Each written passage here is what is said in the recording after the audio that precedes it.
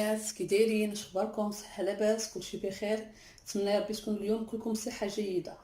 اليوم غادي نقدم لكم فيديو جديد مع قناه خديجه ام لينا، وغنشوفوا فيه كيفاش غنوجدوا مركز عصير الحامض اللي يمكن لينا نحتفظوا به لمده طويله.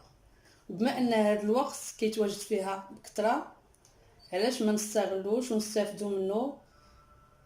كيف ما كنعرفوا على ان الحامض مهم وغني بفيتامين سي، مطهر، كيساعد على تنظيف البدن من السموم، كيساعد على عمليه الهضم. وهاد الفوائد كلنا رحنا محتاجينها، سورتو ان سيدنا رمضان على الابواب. الله يدخل علينا بالصحه والعافيه والرزق الكثير يا ربي امين. غادي نشوفوا طريقه الاستعمال. دابا هنا عندنا 3 كيلو ديال الحامض، غسلناه ورقدناه في الماء ليله كامله، ودابا غادي مسحتو ودابا غادي نخدم به. ملي كترقديه ما تيبقاش قاصح، تيولي رطب دغيا، كتحسي به تيكسر فيه حتى الماء. داك الماء تيكون فيه جامد تيكسر. ولا ما كانش عندك الوقت باش تبيتيه في الماء، كنتي بغيتيه مزروبه به، كتغسليه في الماء سخون. الماء سخون مزيان تغسليه فيه، كيولي ثاني كيترخى، ما كيبقاش هكا مزير. دابا غادي نبداو نحكو، غادي نحكو غير الجلده الصفراء، ما غاديش نحكوه كله.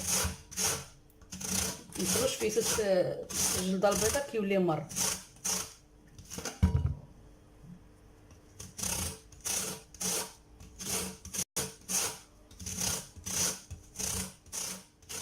كنحكو بهاد الجهه رقيقه.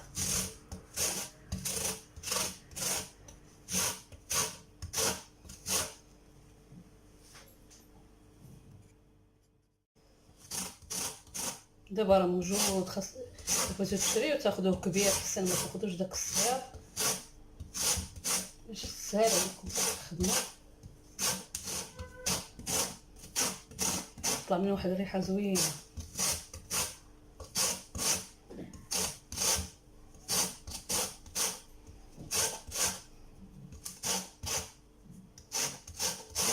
غير بشويه نزلق ليكم، حيت نزلق ضربوا يديكم. دابا ملي حكينا هاد الحامض 3 كيلو اللي خرجت لينا ديال القشره، وعندنا في كل كيلو نص كيلو تاع السنيده. هنا 3 كيلو تاع الحامض، يعني عندنا كيلو ونص ديال السنيده، واللي بغى يدير كثر يقدر يدير كثر. المهم انا بالنسبه لينا هذا هو الجهد. غادي نخلطوها باش ترمل شويه بشويه.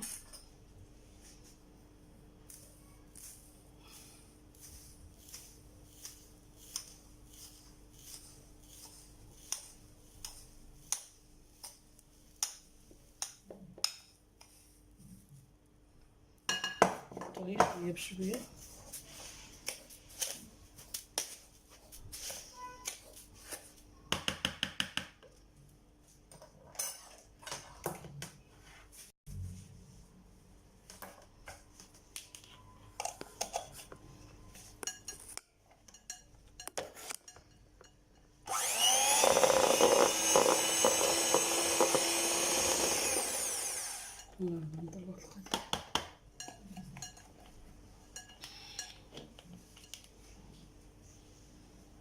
غادي نبداو نزيدو السنيده شويه بشويه، وغادي نديرو لها الباتور.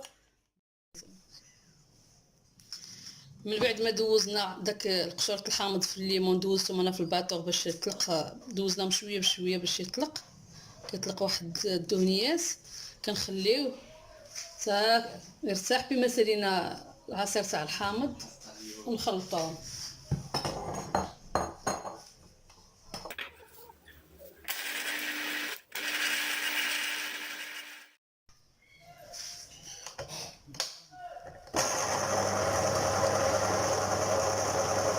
هاد العصاره ديال راسها هي كتنقي، كتصفي في نفس الوقت، كتعصر وكتصفي. لا ما تحتاجش تصفي دابا. غنشوف كيف ما شفتوا دوك العظم كلهم كيبقاو هنا، والجلود كيبقاو هنايا، الماء كيتصفى وتيخرج.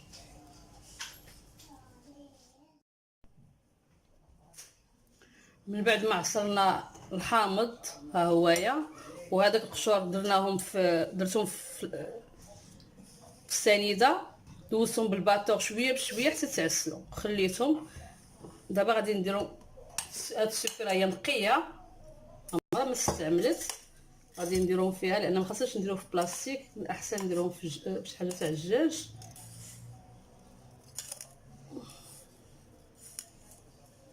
شوف كيفاش ولا ترمل ولا زوين، كتخرج من واحد النكهه زوينه.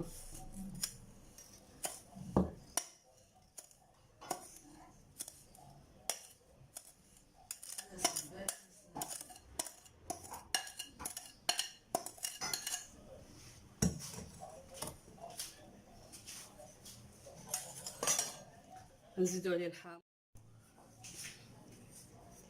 عندنا 3 كيلو ديال الحامض عصرناها، وفي كل كيلو كما قلت لكم تنديروا نص كيلو تاع السنيده، يعني عندنا 3 كيلو تاع الحامض في كيلو ونص ديال السنيده. غادي نخلطوهم دابا. فوالا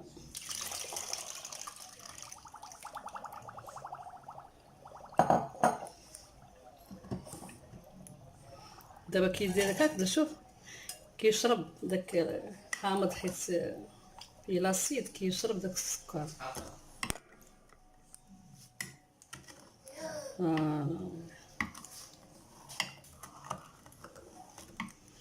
نحركو شي دوف وهكذاك شويه شويه نحركو، من بعد غادي نسد عليه وغادي ندير ليه بلاستيك وغادي نخليه على حراره المطبخ حتى لغدا الصباح ان شاء الله. دابا كنغطيوه صافي تنخليه حتى لغدا ان شاء الله. ها المركز الحامض ديالنا بعد ما خلينا عليه كامله، دابا حنا غادي نحلو عليه باش نصفيوه.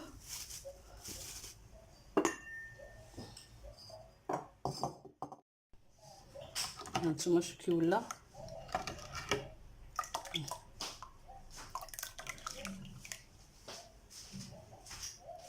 دابا غادي نصفيوه.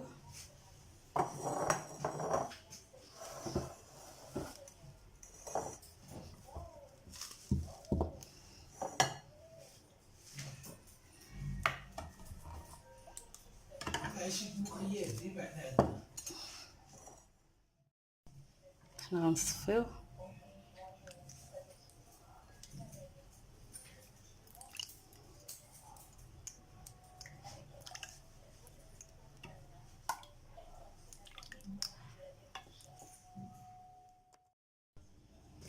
احنا بعد ما صفيناه، ها هو العصير اللي حصلنا عليه كميه مزيانه، وهذاك القشور ها همايا شوفوا كيفاش دايرين معسلين. هادو غادي نخبيو ونحتفظوا بهم الكيكه، ولا بغينا نديرو شي طارت، ولا بغينا نديرو صابلي، راهم زوينين. عرفتي واحد لوغو فيهم زوين. ها هو الحامض ديالنا من بعد ما صفيتو، ها هو درتو في هاد لي ساشي وخرجت منهم الهواء. من بعد غادي سديتهم وغادي نحتفظ فيه بمجمد، وقت اللي احتاجيتو غادي نجبدو نخلطو مع شويه د الماء قياس اللي بغيت. ها العصير هو بعد ما خلطته بالماء راه كيجي زوين لذيذ بزاف بزاف. كنتمنى انكم تجربوه، وكنتمنى ان هذا الفيديو ينال الاعجاب ديالكم، وانكم تشاركوا وتدعموا هذه القناه وتبارطاجيو مع اصحابكم. يلا مع السلامه، الى فيديو جديد ان شاء الله.